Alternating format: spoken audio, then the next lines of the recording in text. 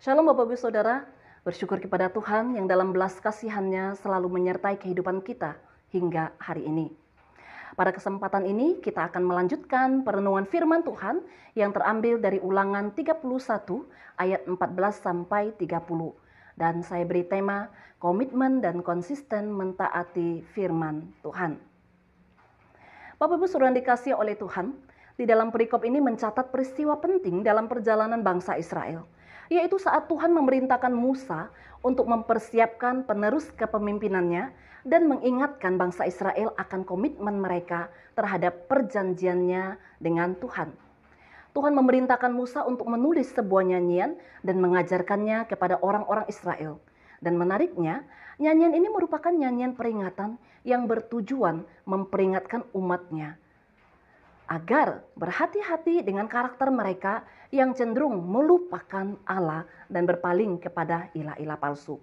Dengan kata lain, ini adalah peringatan terhadap kemerosotan iman umat Tuhan. Di dalam ayat 16 sampai 18 menegaskan bahwa orang-orang Israel akan mengikuti jejak nenek moyangnya, sehingga murka Allah akan menimpa umatnya dengan berbagai malapetaka dan kesusahan. Allah akan menyembunyikan wajahnya kepada bangsa Israel. Saudara, ini artinya Allah tidak lagi menyertai orang-orang Israel. Bahkan di dalam ayat selanjutnya menyatakan bahwa Israel kelak akan berpaling dari Allah.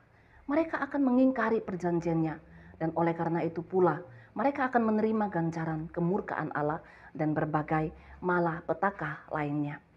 Saudara-saudara dikasihi Tuhan, melalui nyanyian ini menjadi pengingat sekaligus saksi bahwa jika suatu saat mereka hidup di dalam pembuangan dan penderitaan, itu semua terjadi semata-mata karena mereka telah meninggalkan Tuhan dan beribadah kepada Allah asing. Ulangan 31 ayat 14 sampai 30 sesungguhnya berbicara tentang kesetiaan kepada Tuhan dan tanggung jawab sebagai umatnya.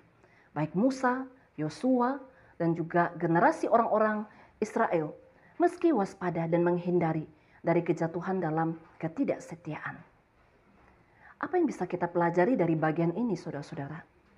Pertama, komitmen kita di dalam mengikut Tuhan harus diperbaharui secara terus-menerus sepanjang kita mengiring Tuhan hingga akhir hidup. Dan kesetiaan kepada Tuhan membutuhkan pengingat yang terus-menerus, yaitu firman Tuhan. Tuhan tahu bahwa kecenderungan manusia adalah melupakan apa yang telah Tuhan perintahkan. Oleh karena itu, Tuhan memerintahkan agar hukumnya ditulis dan disimpan dengan baik. Bapak Ibu Saudara, dalam hidup kita juga perlu pengingat yang terus-menerus untuk menjaga kesetiaan kita kepada Tuhan. Apakah itu melalui firman Tuhan yang kita baca setiap hari, persekutuan dengan sesama, atau melalui nyanyian dan doa. Semua itu adalah sarana yang mengingatkan kita akan janji-janji Tuhan yang setia. Hal kedua yang dapat kita pelajari yaitu kita harus mewariskan iman kepada anak cucu dan turunan kita. Bagaimana caranya? Dengan cara mengingatkan dan mengajarkan firman Tuhan itu kepada mereka. Hendaknya saudara dan saya menjadikan firman Tuhan sebagai pedoman hidup yang akan menuntun kita, anak-anak kita, dan juga turunan kita selanjutnya untuk menjadi orang-orang percaya yang akan hidup berkenan kepada Allah. Saudara-saudara, sadarilah bahwa mewariskan iman adalah tanggung jawab kita bersama. Ingatlah, nyanyian ini bukan hanya untuk orang tua, bukan hanya untuk pemimpin, tetapi untuk seluruh umat Israel.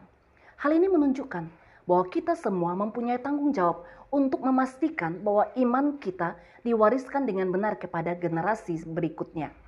Ini bisa berarti mendidik anak-anak kita dalam iman, mengajarkan mereka nilai-nilai kekristenan, dan memberi mereka teladan yang baik dalam hidup sehari-hari.